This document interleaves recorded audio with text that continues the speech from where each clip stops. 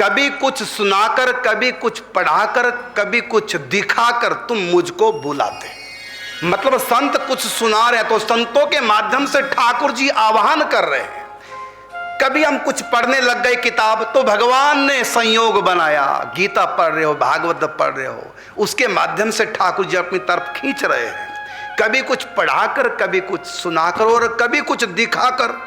कुछ ऐसे घटना घट गई, किसने लात मारी, धोखा दिया, मन हट गया दुनिया से, चले भगवान की तरफ, तो ऐसा कुछ घटना घट गई, कुछ दिखाया, कोई मर गया खास जिससे प्रेम था, मन दुनिया से हट गया, अब तो भगवान ही है सब कुछ। इस प्रकार कोई घटना घट गई, कुछ देखा ऐसा जो भगवान की तरफ लग गए।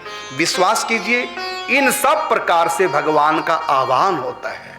इसलिए जब संतों का सत्संग कर रहे हो तो सोच लो भगवान कुछ हमको समझा रहे हैं। ये करुणदास नहीं समझा रहा है, करुणदास तो एक यंत्र है, इसके पीछे हाथ किसी का है। आप लोगों को जो भी ठाकुर जी समझाना चाहेंगे इस बुद्धि में प्रेरणा करते रहेंगे और हम उसको पढ़ पढ़ करके बोलते रहेंगे। इसलिए ग्रंथ भगवत स्वरूप है, संत भगवत स्वरूप है।